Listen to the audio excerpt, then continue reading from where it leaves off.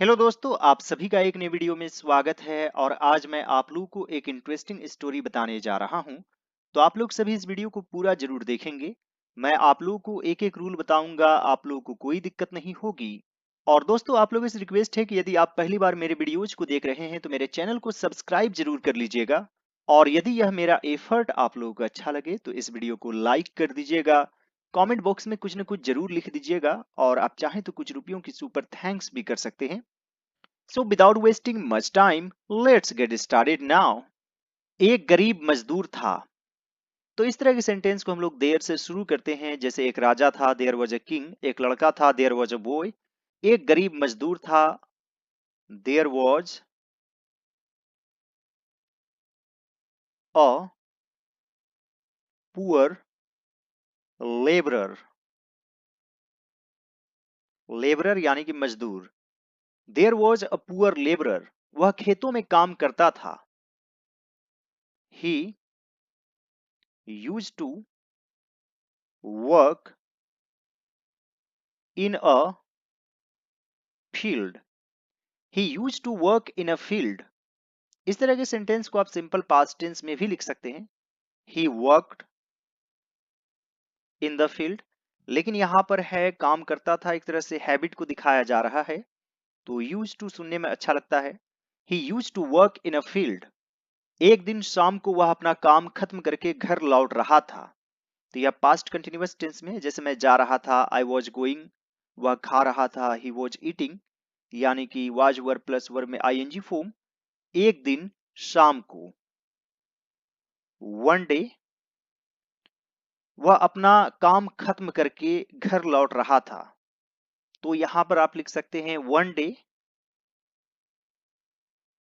In the evening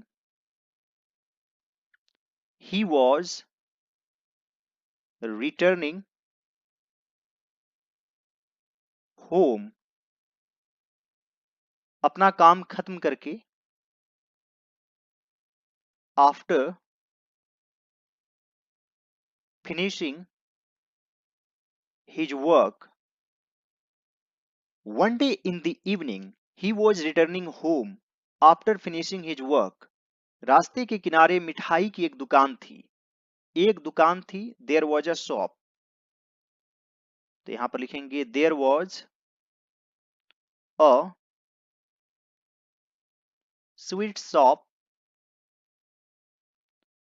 shop of sweets भी आप लिख सकते हैं। On the side of a road. आप ऑन द रोड साइड भी लिख सकते हैं। There was a sweet shop on the side of the road. मिठाइयों की मीठी मीठी सुगंध रास्ते भर आ रही थी। The sweet aroma of sweets was coming all the way. खाने की सामानों से जो खुशबू आती है उसे अरोमा कहा जाता है। फूलों की खुशबू को फ्रेग्रेंस कहते हैं और एक तरह से बदबू को बैड स्मेल कहते हैं। बदबूदार को स्टिंकी कहते हैं और बदबू देना को स्टिंग कहा जाता है। It stings. The sweet aroma of sweets was coming all the way. इससे मजदूर के मुंह में पानी आ गया।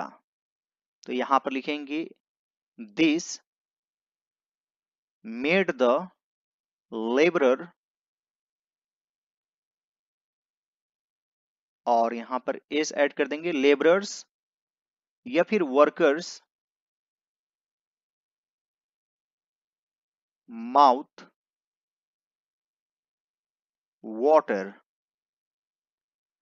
This made the workers mouth water. या फिर आप लिख सकते हैं the workers mouth started watering because of this। इस वजह से या इससे। The workers mouth started watering, this made the workers mouth water, वह दुकान के पास गया। He went to the shop, he went to the shop, कुछ देर वहां खड़ा रहा। He kept standing there,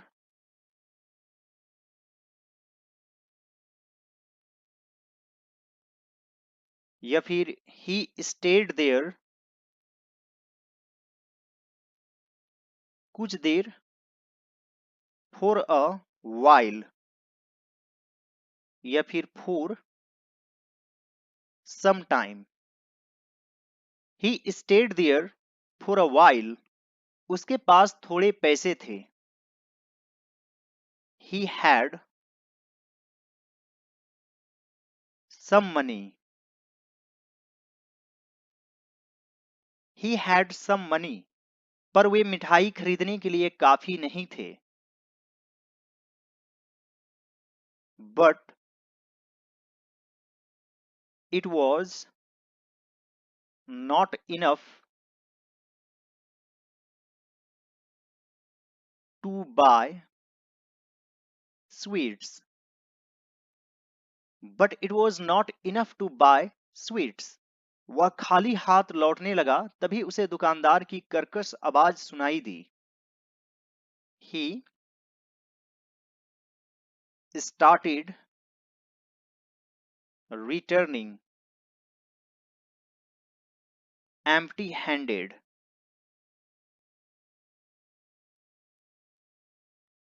just then, तभी उसे दुकान की कर्कश आवाज सुनाई दी। ही हर्ड, हियर से हर्ड बन जाएगा verb two, the shopkeepers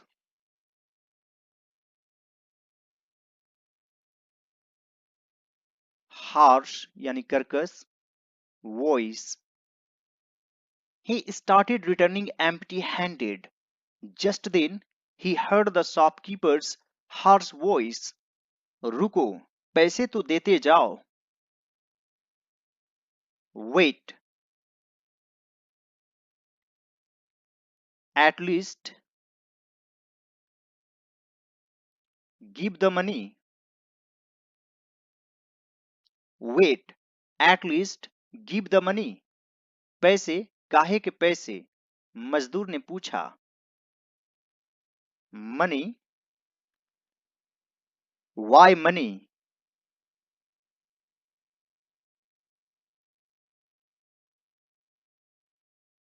the worker asked, money, why money, the worker asked, मिठाई के और काहे के, दुकानदार ने कहा। पर मैंने तो मिठाई खाई नहीं, तो यहां पर लिखेंगे what else, what else about sweets,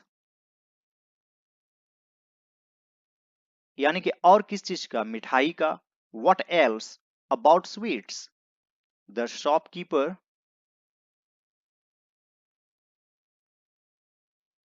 said, पर मैंने तो मिठाई खाई नहीं। But I didn't eat sweets, but I didn't eat sweets, उसने जवाब दिया। ही रिप्लाइड, लेकिन तुमने मिठाई की सुगंध तो ली है ना। But you have smelled the sweets,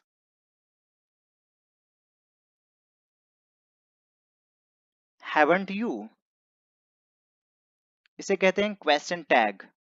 जब पहले वाला सेंटेंस एफर्मेटिव में रहे तो क्वेश्चन टैग नेगेटिव में आता है। नेगेटिव में रहे जैसे आई डोंट ईट स्वीट्स, तो यहाँ पर डोंट है, नेगेटिव में है, तो क्वेश्चन टैग बनाएंगे डू आई, मैं मिठाई नहीं खाता हूं, है ना। I don't eat sweets, do I, तो इधर नेगेटिव तो इधर पॉजिटिव, और इधर पॉजिटिव तो इधर negative. He replied, but you have smelled the sweets, haven't you? The shopkeeper said, ये बात शॉपकीपर ने कहा। फिर लेबरर ने क्या कहा? सुगंध लेना मिठाई खाने के बराबर है। Smelling the sweets is equal to eating the sweets. Smelling the sweets is equal to eating the sweets. बेचारा मजदूर घबरा गया। बेचारा के लिए भी हम लोग पुअर का यूज करते हैं। The poor worker got scared. The poor worker got scared. वहां खड़ा एक होशियार आदमी यह सुन रहा था। तो यहां पर लिखेंगे an wise man standing there was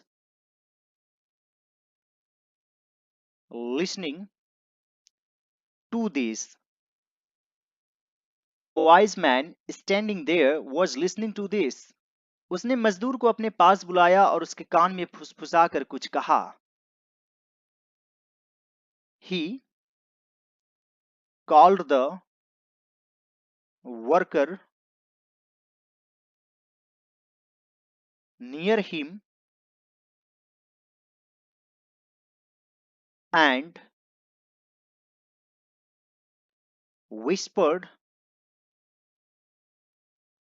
something in his ear. He called the worker near him and whispered something in his ear. उस आदमी की बात सुनकर मजदूर का चेहरा खिल उठा। तो यहां पर लिखेंगे the worker's face lit up. Light का वर्ब फॉर्म होता है lit, lit, lit up यानी खिल उठा। उस आदमी की बात सुनकर hearing the man's words. The worker's face lit up hearing the man's words. वह दुकानदार के पास गया और अपनी जेब के पैसे खनखनाने लगा। He went to the shopkeeper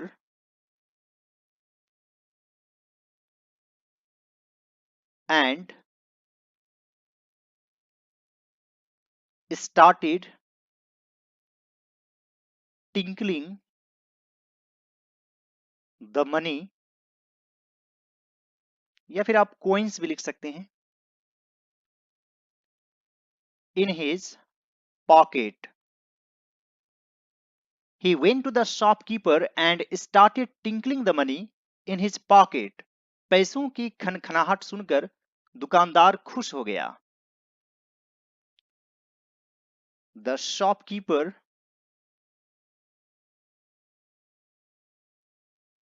became happy to hear the tinkling of the money. The shopkeeper became happy to hear the tinkling of the money. चलो निकालो पैसे। Take out the money. यानी कि दुकानदार ने कहा। तो मजदूर ने कहा the worker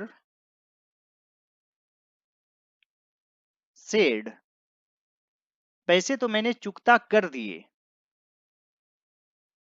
I have already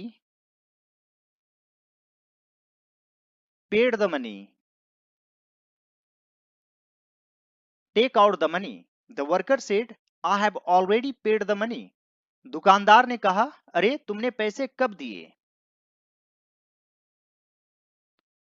The shopkeeper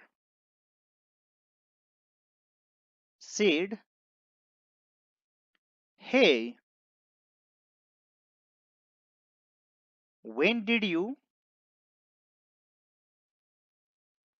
pay the money? The shopkeeper said, hey, when did you pay the money? मजदूर ने कहा,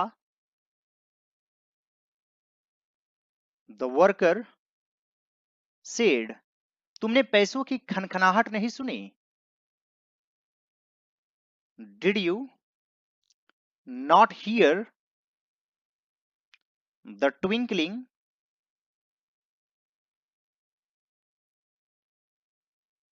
of the coins? The worker said, did you not hear the twinkling of the coins? अगर मिठाई की सुगंध लेना मिठाई खाने के बराबर है, if smelling the aroma of sweets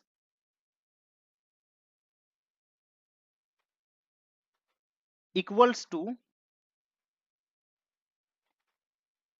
eating the sweets, then hearing the tinkling of the coins or money is equivalent to taking money. आप इक्वल्स टू का भी यूज कर सकते हैं या फिर इक्विवेलेंट का भी यूज कर सकते हैं, और इसके बाद हमेशा टू लगता है, equivalent to. If smelling the aroma of sweets equivalent to eating the sweets, then hearing the tinkling of the coins और money is equivalent to taking money. इस स्टोरी का मोरल क्या है? जैसे को तैसा, tit for tat. I hope friends आज का वीडियो आप लोगों को अच्छा लगा होगा। यदि यह मेरा एफर्ट आप लोगों को अच्छा लगे तो इस वीडियो को लाइक कर दीजिएगा। मेरे चैनल पर नए हैं तो जरूर सब्सक्राइब कर लीजिए और कुछ ना कुछ कमेंट बॉक्स में जरूर लिख दीजिएगा। आप चाहें तो कुछ रुपयों के ऊपर थैंक्स भी कर सकते हैं। All right friends, thanks for watching, have a great day.